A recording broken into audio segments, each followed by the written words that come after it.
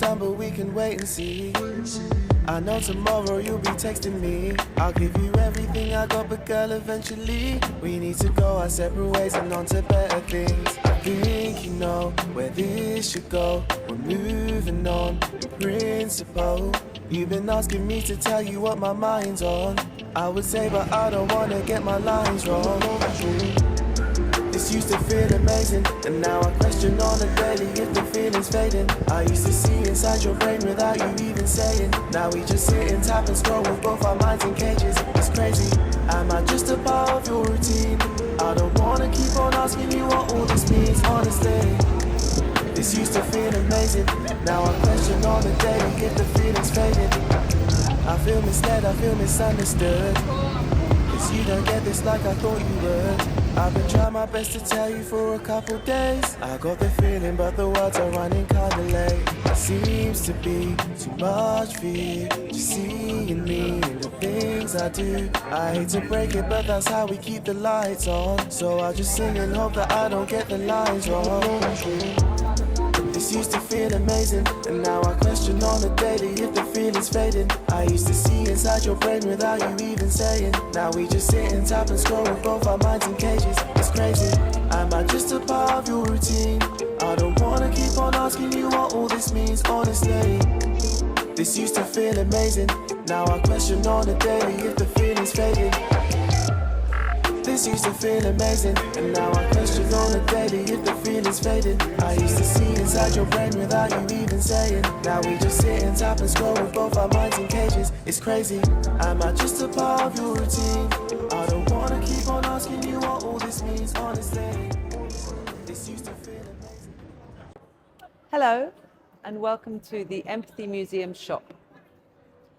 In this humble railway arch on Atlantic Road in Brixton, we have recreated the high street of our dreams. A high street where you can't buy anything, but you will experience and feel and understand lots of things about other people.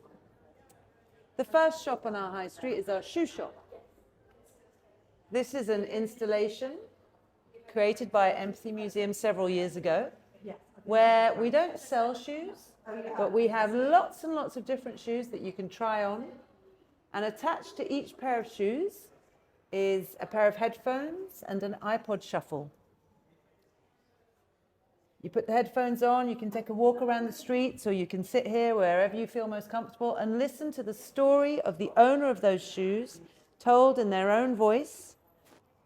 So literally, you can walk a mile in somebody else's shoes.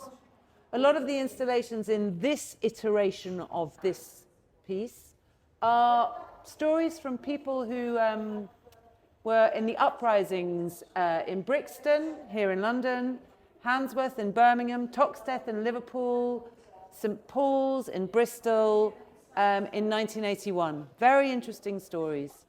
And there are other stories as well. Over here we have From Where I'm Standing, which is an exhibit inspired, or maybe as a reaction against, estate agents' boards. During the pandemic in 2020, Claire Patey, the mastermind behind these exhibits, replaced the estate agents' boards on her street with photographs of people in the local community who had been nominated by other people in the local community because they had been very supportive during the lockdown. On the edge of each picture there is a QR code, and you can scan it and you can hear the person in their own voice talking about their experience, or you can read it. For example, this gentleman here, who's a doctor, he worked the entire way through the pandemic, and he was stopped by the police in his car every day on the way to work and every day on the way back from work, even though he was wearing his hospital scrubs.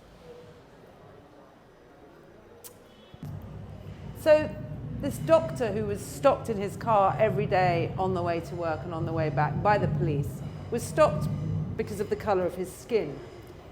The uprisings in Brixton, Handsworth, Toxteth, Moss Side and St Paul's in 1980 and 81, they were all about institutional racism in this country. and they were all a cry against institutional racism. They were 40 years ago, 42 years ago. And although some things have changed, we still have a long way to go. I'd like to take you now to our Citizens Advice Bureau, which we have rechristened If I Were You. And this is quite an unusual advice bureau because we don't ask you for advice, we want your advice. We are here to listen. And so we would take a photo of you by the ear, you will give us some advice, and we will stick it on our board. And here you can see all these wonderful people have given us some wonderful advice. For example, this man from Oxford: shift the focus from inside to outside. Do it as a daily exercise. Ask yourself, what would the person I want to become do right now? And this young lady, I love this. Always be nice and don't throw rubbish on the floor. Lots of good advice from lots of people. We also have an advice line. Stop following fashion trends. Turn it off, then turn it on again. Don't be afraid to be the worst at something new. Good advice. And this is our library. On every high street you should have a library, right? But our library is very different because in our library there are no titles and no authors. We asked hundreds of people to donate to us their favorite book, the book that changed their lives, the book that they would pass on. And we asked them to write in under 100 words why this book. So along this wall, you'll see we have all these descriptions of books. So this book, an intriguing and captivating read, a great story from start to finish. I couldn't put it down. So over here on the shelf,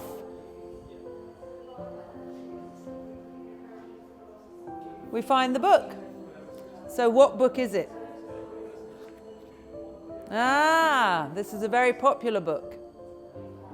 The Girl with the Dragon Tattoo by Stieg Larsson. So the whole Empathy Museum was a response to a collaboration with a philosopher called Roman Krishnarik, who wrote a book called Empathy, What It Is and Why It Matters. And so I began to collaborate with him and to look at making art projects where people could imagine what it would be like to see the world from someone else's point of view or walk in their shoes. And at the same time as responding to the decline in empathy in the world, we also thought it would be good to look at the British High Street and the fact that there's a lot of empty properties on the British High Street, and to respond also to that. So to think about the future of the British High Street, having spaces based around storytelling, around dialogue, conversation, listening, and community building. So our vision was for an empathy museum on high streets, that each project that we did was built on the form of a shop. So we would have the shoe shop, A Mile in My Shoes. We would have a library. We've got our advice project here, the Citizens Advice. So we could also have a hairdresser's and a funeral parlour, and it could go on and on with different projects imagined. But I guess the number one thing is that empathy is a skill that you need to practice in order to get better at it. Neuroscience tells us that we're wired for empathy, but it's something that we need to continuously do. And so that's really the idea. And I think if you talk to people about empathy, most people say it's either seeing the world from through someone else's eyes, or it is walking in someone else's shoes. And that was really the starting point, this idea of actually we could make a shop where you could literally walk a mile in someone else's shoes and listen to them telling you a story. Empathy is part of very essential humanity. Yes, I think it's about allowing us to see that we have more in common than we have that divides us, and that we all, so take the stories for instance. like I can listen to a story, but I will bring my own story with it. And it will be very different from your experience of listening to the story, because your story is going to be different from mine. But we will find points of connection. All humans feel love, feel joy, feel grief, feel despair. And it's about connecting with those common shared human emotions that allow us to see ourselves and to connect with each other. Do you think the process is a process of therapy and healing? I hope so.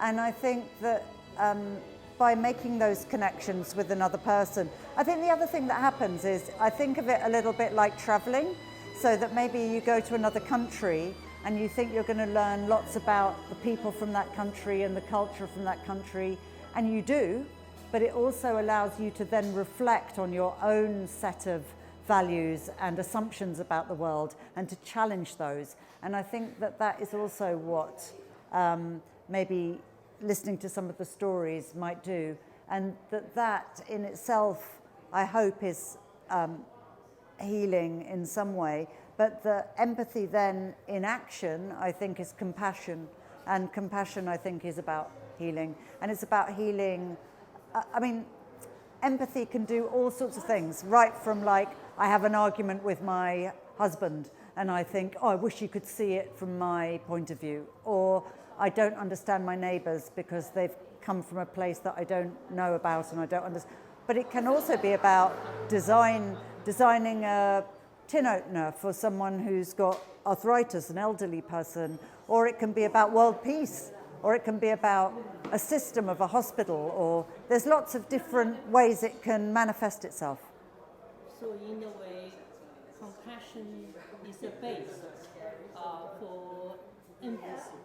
I think empathy is the internal ability to be able to see the world from someone else's point of view, and compassion is the action that may come from that. Is kind of something, some kind of a human quality people should cultivate? I think so. I think the world would be a less divided, less polarized place if we all took some time to try and understand how things are from someone else, especially when people have got very divided views. Also, I think it responds to like racism, homophobia, all sorts of different conflicts, and also to loneliness and isolation. There's a decline in public spaces in the UK, and I think this space is also not just about imagining the lives of other people, but it's a space where you can come and meet people and talk to a stranger and have a conversation and just be. Mile in my shoes, we've been to a lot of different countries, and we maybe have in 9 different languages from 15 different countries in the world, maybe 600 stories. So I've listened to a lot of stories, but the very first ones we did in Lambeth, which is the borough where we're in now. And we went out through all sorts of networks, and we wanted to have a very diverse set of stories that represented the area. So everything from someone who operated a lifeboat on the Thames, to someone who was a drag queen, to someone who worked in the American embassy, to someone who was a brain surgeon, to someone who's a refugee, all ages from aged 8 to aged 93. So that was just the idea that we would represent a locality. But we've done all sorts of different models. So we worked with the NHS and collected lots of stories and then showed it in the Houses of Parliament, so that politicians who are making policy about the health service were walking in the shoes of the people delivering that service. Is this a kind of a first museum of its kind I think around the world? I think it is. I haven't come across another empathy museum. Thank you. Thank you very, very much. Thank you so much. Oh, thank you.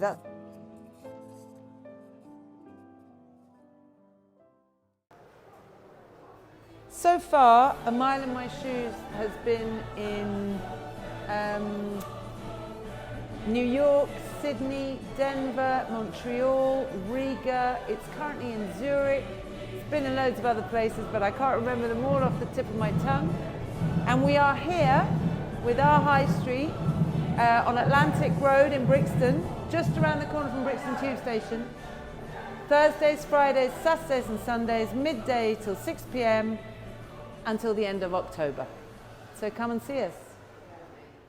So there's all sorts of stories in here from all over the world, but because we're in Brixton at the moment, we have some stories from the 1981 uprisings, and I won't go into detail about the stories, but for me, I found them incredibly eye-opening because I live here. I've lived here for 25 years, and I remember the Brixton riots, as they were called then.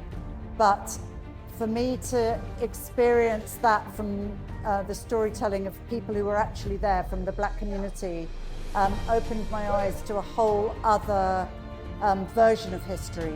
And that taught me an awful lot about the community in which I live and made me see it in a different way. But there's also, you know, I suppose the stories that I feel like have challenged me the most around my own preconceptions is there's a story from a sex worker that's an incredibly positive story that I wouldn't have sort of thought about it in that way before. There's a story from someone who discovered to be an artist while he was in prison, and I find that story very, very moving. I suppose the more different in a way that someone is, if I can connect with it, but just begin to see the world in a different way, and I find it kind of challenging. I feel like it changes me slightly each time. Did David Bowie used to sing in this area? David Bowie was born here, just across the road there. I got that footage. Yeah. That's reason. Yeah. So we just assume if David Bowie still alive, Yeah. what kind of attitude or opinion David Bowie will see, how much has changed, how much remain the same? In Brixton? Yeah, I mean, it's changed massively since I have lived here. So I imagine if you were born here, and I don't know how old David Bowie would be, but maybe in his 70s, it must have changed phenomenally.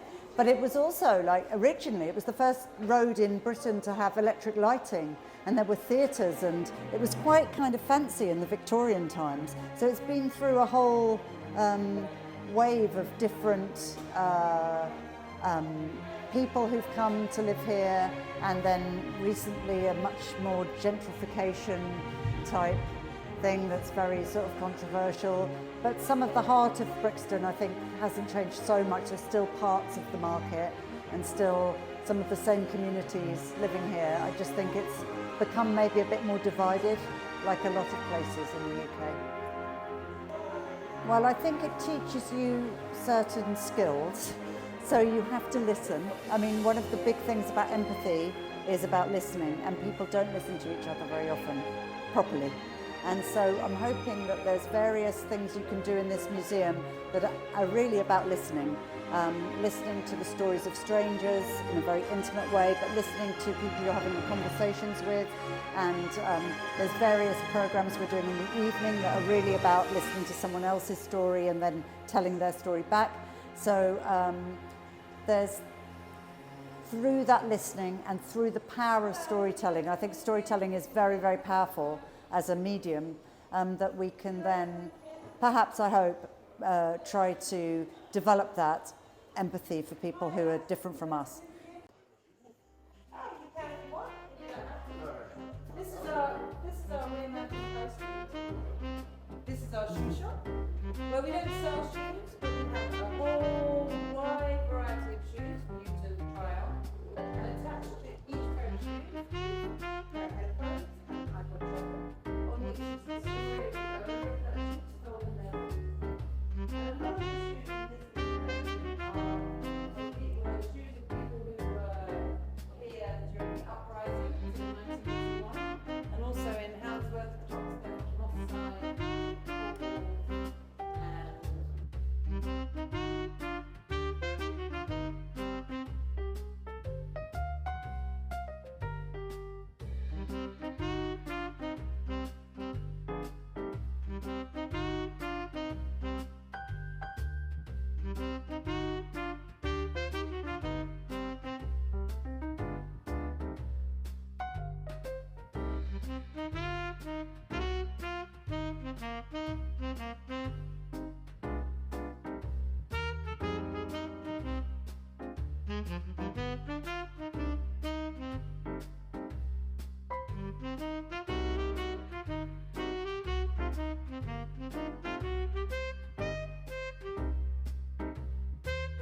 All the houses in her street, she erected boards with photographs of people from the local community who had been nominated by other people in the local community because they had been very supportive to them during lockdown.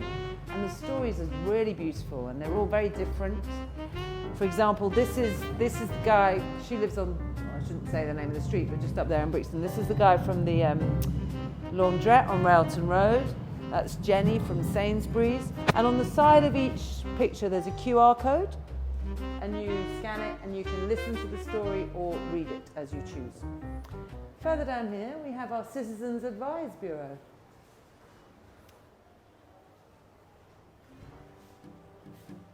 But the difference between our Citizens Advice Bureau and regular Citizens Advice Bureaus is that we don't give you advice, we ask for your advice. We take your picture with our ear, you write us your advice, and we share it on the wall. And here we have, round here, this is my favourite, the advice line. You might be on hold for some time, but that just makes it more realistic.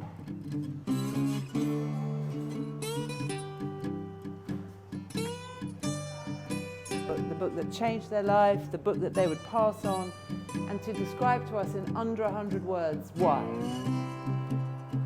We printed all their descriptions, so if you read one that you like,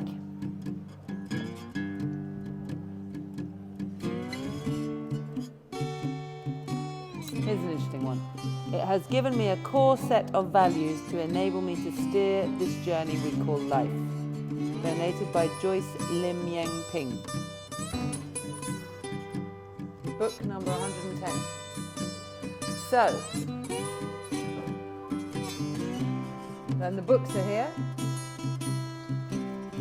So what is that book?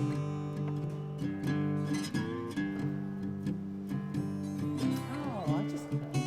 No, this is all created by Empathy Museum. Lambeth didn't give us any money, unfortunately. Archco have lent us the arch, it's you.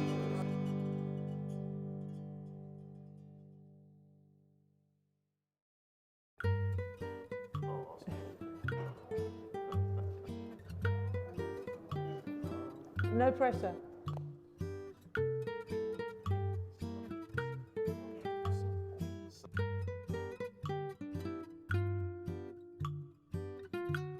Yeah.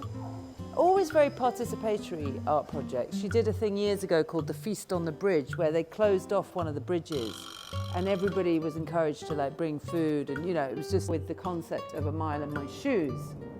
And oh, Olivia didn't get the fund, you know, they got half the funding, so, but anyway, so we're here for 6 months. 6 weeks, spread empathy to encourage, in terms of, you know, understanding other people's opinions. I remember, you know, I used to run a shop. That's why I really wanted to be involved in this, because I used to run a food shop with my other half. And having never had any kind of experience like that before.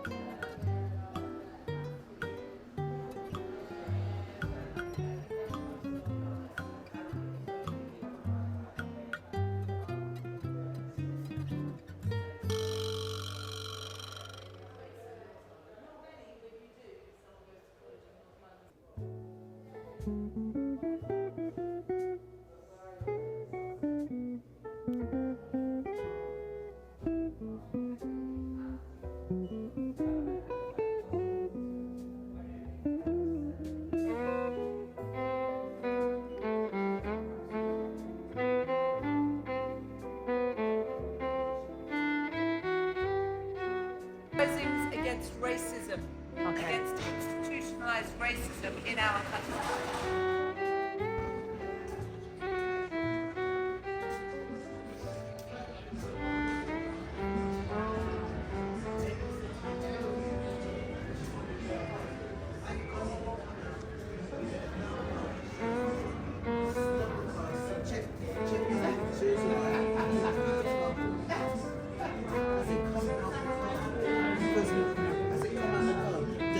messenger come out. I said, I ain't got